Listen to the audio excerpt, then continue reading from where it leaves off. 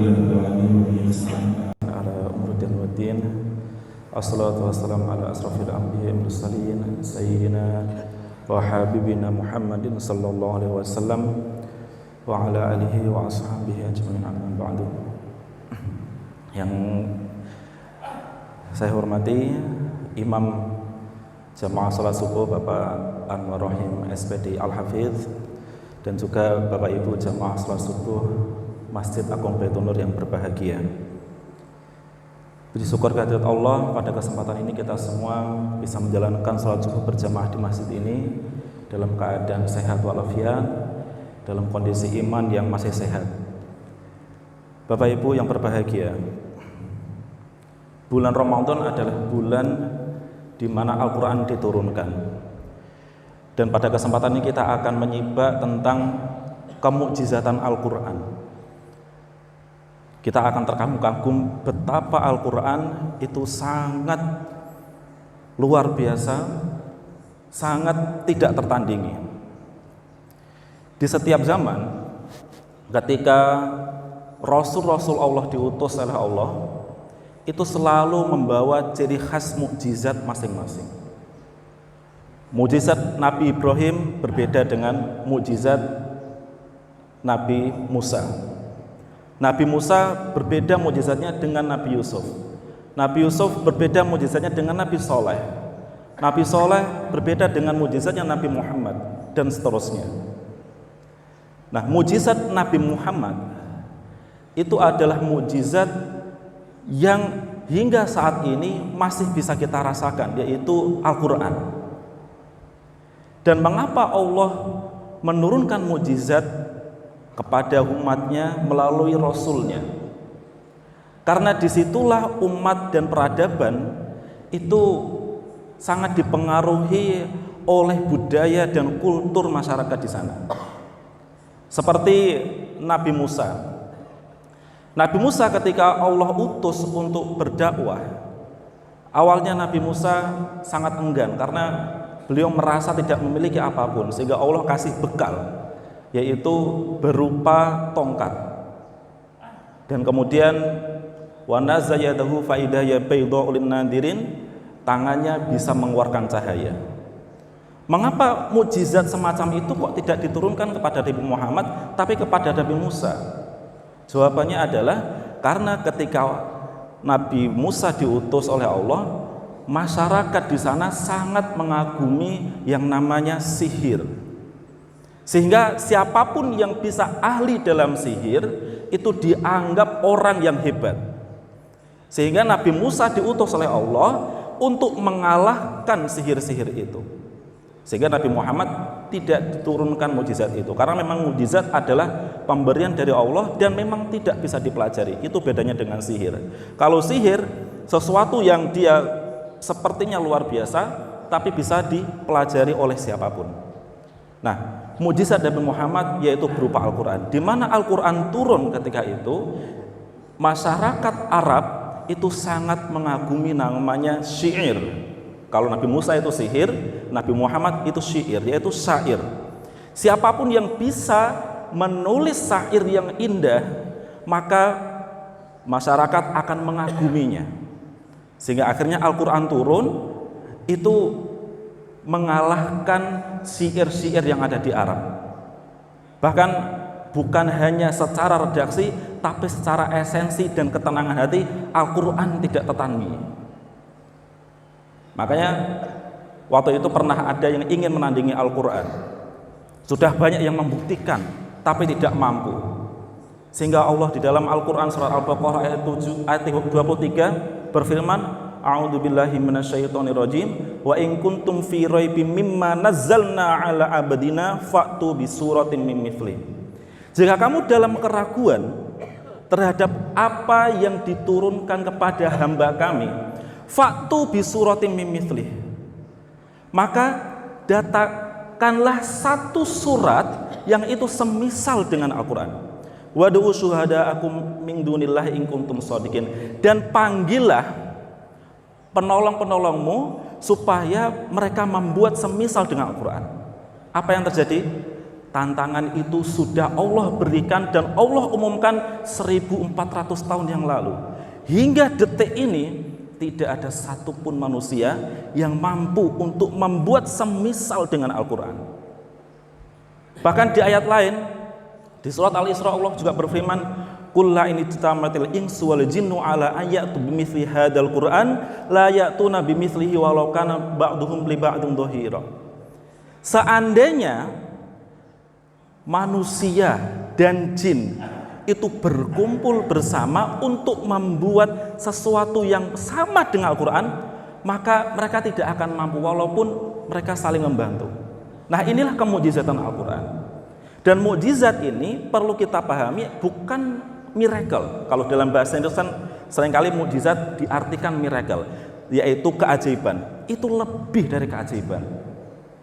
Al-Quran ini kalau dirunut dengan arti kata mukjizat yang dari asal katanya adalah ijaz, itu adalah sesuatu yang melemahkan, yang artinya mukjizat ini tidak bisa ditandingi oleh manusia manapun. Ini dari sisi bahasa, belum dari sisi sains. Dulu ketika Al-Quran diturunkan, terutama yang di surat Yasin ayat 38, di situ ada ayat wasyamsu tajri limustaqarril laha dzalika taqdirul azizil alim. Dan matahari beredar pada garis edarnya, demikianlah ketetapan Allah yang Maha Kuasa. Di dalam Al-Quran itu menyebutkan wasyamsu tajri, matahari beredar.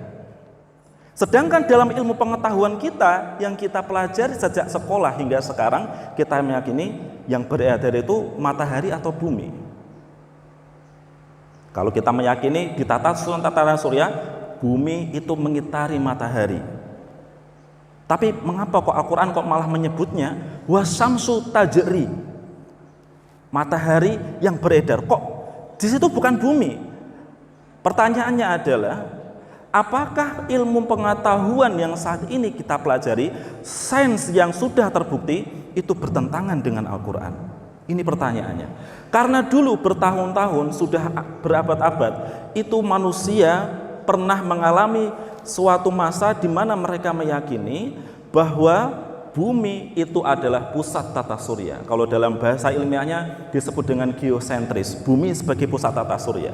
Kemudian ketika Galileo menemukan teleskop, kemudian akhirnya terbuktilah di situ ternyata bukan bumi yang mengitari matahari, tapi bukan bumi yang sebagai pusat tata surya, tapi mataharilah yang menjadi pusat tata surya, sehingga bumi ini yang mengitari matahari, bukan sebaliknya. Nah, sehingga akhirnya ini terjadi perdebatan sampai berabad-abad. Sehingga akhirnya pada penemuan modern, ketika ditemukan namanya teleskop Hubble, yaitu teleskop yang mampu mengangkasa di luar angkasa yang sangat jauh sana. Ternyata Bapak Ibu, penemuan ini ditemukan pada abad 20, tapi itu membuktikan betapa Al-Quran sangat luar biasa. Apa yang ditemukan oleh teleskop Hubble? Yaitu ternyata matahari tidak diam. Matahari beredar, mengelilingi Bima Sakti, yang satu kali revolusi dari satu titik, kemudian berputar ke titik semula. Kalau bumi itu 365 hari atau 1 tahun, matahari itu 226 juta tahun. Yang artinya apa? Al-Quran benar-benar sangat ilmiah. Bahkan profesor saya Profesor Romrowi, ketika beliau menyampaikan dalam perkuliahan, itu kalau ada pertentangan antara sains dengan Al-Quran, itu maka jangan terburu-buru menyalahkan Al-Quran. Karena bisa jadi bukan Al-Quran yang tidak sesuai dengan ilmu pengetahuan, tapi ilmu pengetahuan itulah yang belum nyampe pada tingkatan pengetahuan Al-Quran. Bayangkan dulu ketika 1400 tahun yang lalu, di mana teknologi sangat minim sekali, belum ada teleskop apapun Bapak Ibu. Manusia ketika waktu itu menyadari bahwa matahari benar-benar tajri, matahari mengitari bumi, karena kita secara kasat mata melihat matahari terbit dari sebelah timur, kemudian terbenam di sebelah barat, sehingga itu diyakini dan ternyata dibantah dan dibantah lagi sehingga akhirnya terbukti bahwa ternyata di dalam Al-Quran surat Yasin ayat 38, wasyamsu tajri li mustaqarrin laha, itu benar adanya. Dan yang perlu kita pahami pula bahwa kebenaran dalam Al-Quran itu bersifat mutlak. Ini tidak berkembang. Yang berkembang itu adalah pengetahuan dan pengalaman manusia, sehingga itu akhirnya membuat seolah-olah Al-Quran ini berubah-ubah. Tapi meski demikian Bapak Ibu, Al-Quran yang telah Allah turunkan oleh Nabi Muhammad adalah kitab terakhir, kitab yang menyempurnakan kitab-kitab sebelumnya. Sehingga ketika Al-Quran diturunkan kepada Nabi Muhammad 1400 tahun yang lalu, sampai detik ini sudah 14 abad lebih, Al-Quran masih relevan dengan zaman untuk menjawab tantangan-tantangan zaman. Karena itu menunjukkan bahwa kita benar-benar dipandu oleh kitab yang benar-benar diciptakan oleh Sang Pencipta. Kalau misalkan ada pabrik HP, maka dia akan mengeluarkan panduan HP supaya HP itu bisa digunakan sesuai panduan. Kalau tidak sesuai dengan panduan, maka HP itu juga akan rusak. Begitu pula manusia, Allah menciptakan manusia, kemudian diberikan petunjuk, pedoman berupa Al-Quran, supaya apa? Kita sesuai dengan tuntunan Al-Quran. Kalau sampai tidak sesuai dengan tuntunan Al-Quran, yang terjadi apa Bapak Ibu? Hidup kita akan rusak, diri kita akan rusak, karena tidak sesuai dengan panduan yang Allah berikan kepada kita. Allah melarang zina, kita malah berzina. Allah melarang riba, kita malah riba. Na'udzubillah min dzalik.